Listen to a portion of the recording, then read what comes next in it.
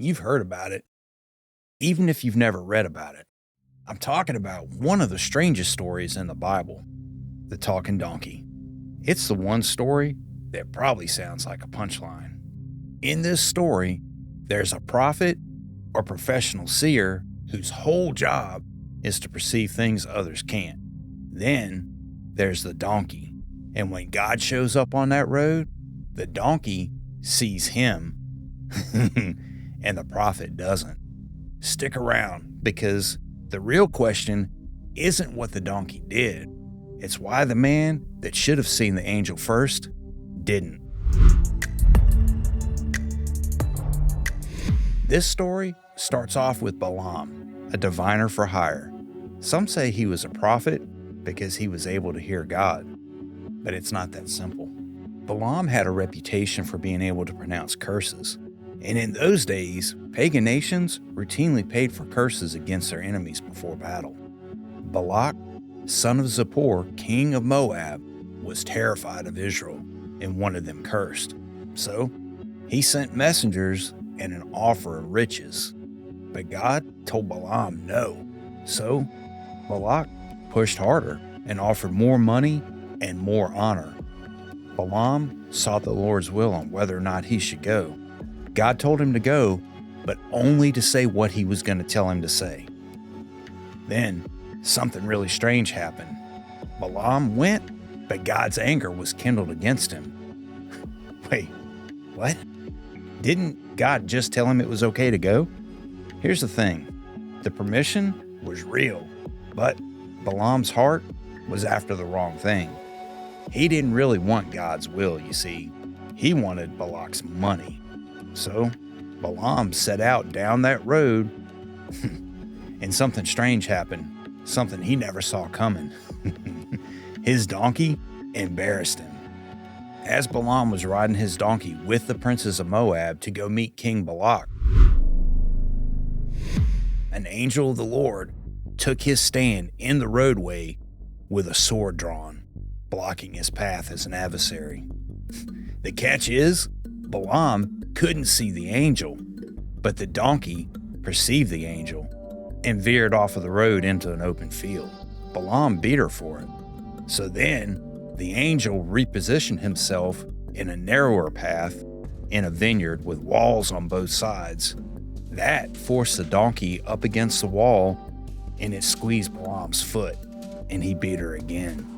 Finally, the angel moved to an even narrower path with no room on the right side or the left, and with nowhere else to go, the only thing the donkey could do was lay straight down right underneath Balaam.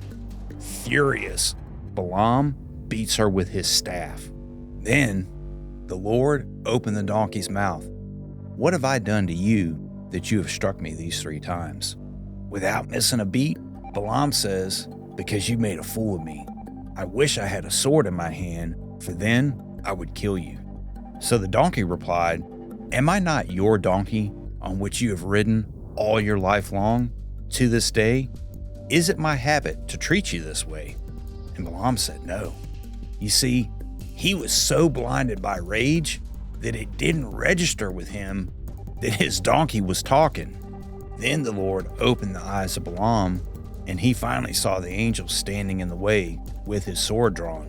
So he bowed down and fell on his face. The angel asked him why he struck his donkey those 3 times, and then told Balaam that he was there to oppose him and that what he was doing was corrupt. The angel said the donkey saved his life because surely he would have killed him had the donkey not turned aside. So Balaam admits to sinning and offered to turn back from the trip, but the angel told him to continue on the trip, but only say what he tells him to say. You see, God used a lowly animal to open the eyes of this so-called wise man. Here's the lesson. Spiritual insight isn't about a title, training, or reputation. It's about whether God allows one to see. So, did the donkey literally talk, or is there more to the story than that? Now, there are 2 opinions about this story. The first one holds that Balaam experienced a prophetic trance. In other words, he had a vision or a dream. Many of the Old Testament prophets were visited in dreams, and Balaam was no different. He himself was visited by God in a dream right before the trip. He later calls himself the man whose eyes open and indicates that none of his traveling companions could see what happened on that road. The literal view of this story takes the text at face value. Centuries later, Peter calls back to the event in 2 Peter 2:15-16. Forsaken the right way, they have gone astray. They have followed the way of Balaam, the son of Beor, who loved gain from wrongdoing, but was rebuked for his own transgression. A speechless donkey spoke with human voice and restrained the prophet's madness. Peter treated this as history. Did you catch that? My dog's having a dream. Can y'all hear him? He's over there growling. He's chasing rabbits. Sorry. A speechless donkey that spoke. Peter treated this as history. And this also shows us that Balaam's motivations were not to serve God, but were based on his own financial gain. In Numbers 22:20, it says, God came to Balaam at night in a dream. And that makes me think that the angel on the road and the donkey weren't a vision or a dream. They actually happened. Scholars debate it, but they're arguing on whether or not it was literal or a God-given vision. And I find it interesting that both camps treat it as miraculous, and nobody serious is calling it a fable. Whether it was visionary or literal, it was powerful. And the point stands, God's power overcomes evil intent. Every time. He can use anything, even...